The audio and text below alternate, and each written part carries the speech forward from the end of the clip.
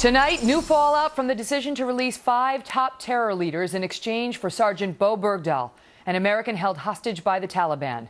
Fox News learning that some senior officials in the U.S. military advised against the swap, telling the president this was a bad deal.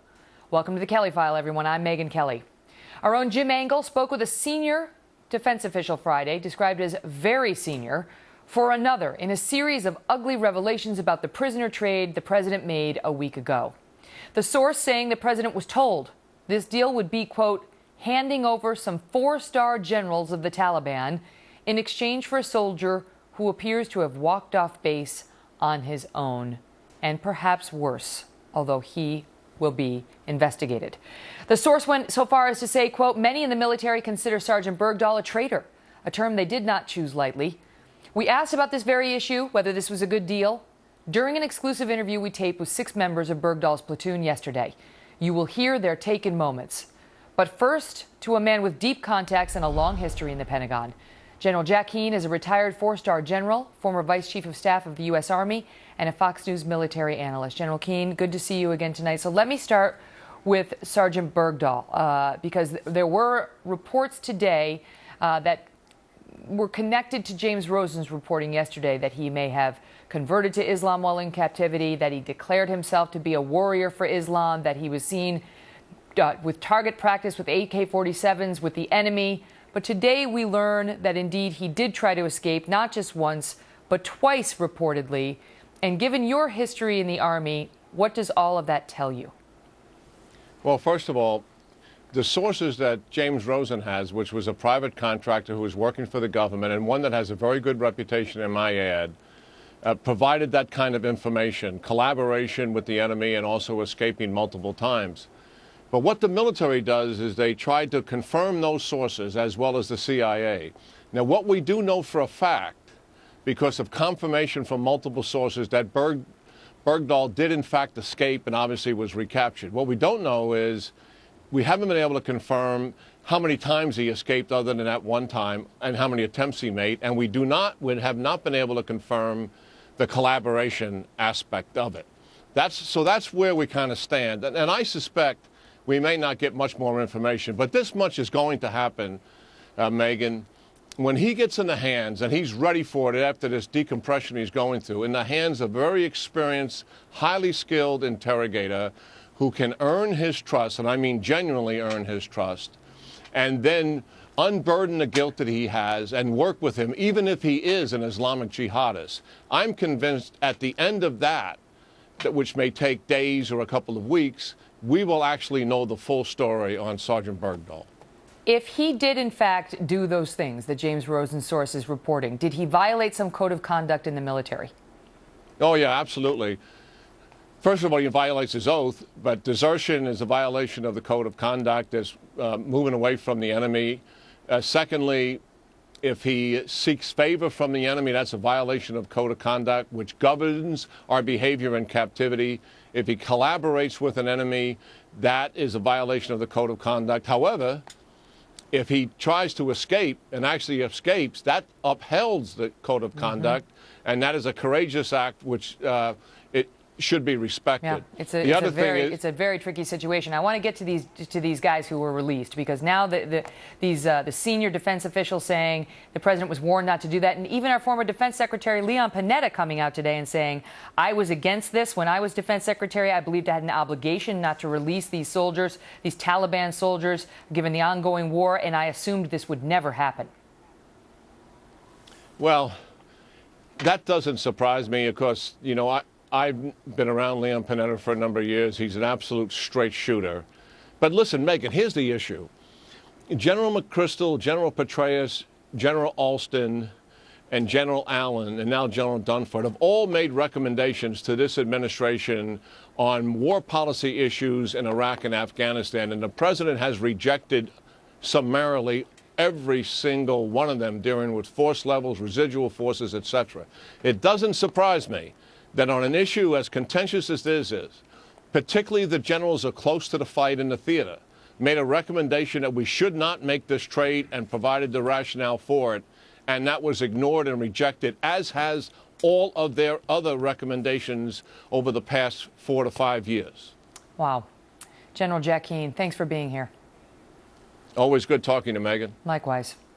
Well, it is an understatement to say the administration has taken a lot of heat on this deal, and a lot of that has fallen on the White House National Security Advisor, Susan Rice, after she decided to once again go on the Sunday shows, this time suggesting that Sergeant Bergdahl served the military with, quote, honor and distinction.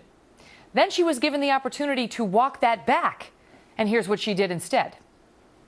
I realize there's been a lot of discussion and controversy around this, but what I was referring to is the fact that this was a young man who volunteered to serve his country in uniform at a time of war.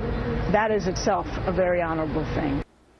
When we spoke last night to some of the soldiers who served with Sergeant Bergdahl, they had a different take on his service and actions.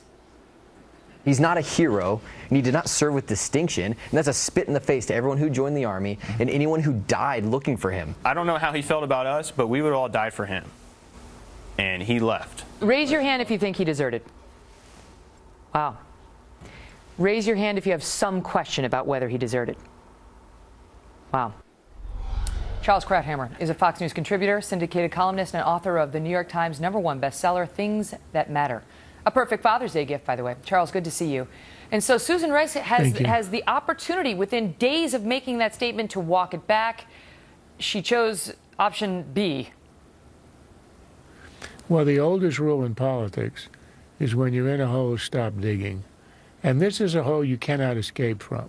What she said is so ridiculous, so obviously at odds with everything that we know. The fact that he put on a uniform doesn't distinguish him from anybody else in the military. What distinguishes him, what made him end up in captivity, what created the whole problem that ended up with the release of the 5 Taliban leaders is the fact that he took off his uniform. That's what distinguishes him, and that's the reason we're here. All she had to do, well, the first thing is, it is inconceivable that she would have said it in the first place.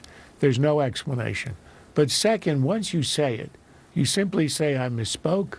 I was thinking about him joining, but of course there are the question about his desertion or his alleged desertion. You know, there's something about Susan Rice and Sunday mornings. She really ought to stay in bed.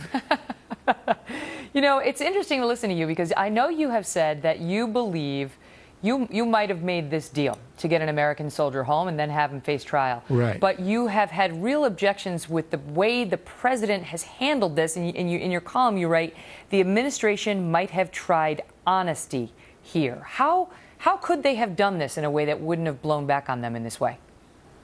You simply say, we understand how high the price was. We're not going to pretend that the 5 guys released are not going to stay in Qatar, that there's any real prevention of their activities. Of course they're going to return. Of course they're going to rejoin the fight. And we know about the checkered history of the man who's being released. You simply level with the American people, and you say this is a terribly difficult choice. It's a one where we understand and respect other Americans who would have made the contrary choice.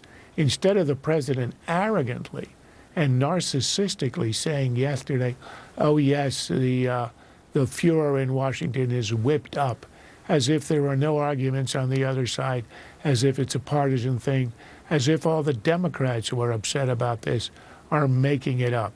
What the president should have said is, this is a somber day. This is a terrible decision. It's a deal that I do with great reluctance.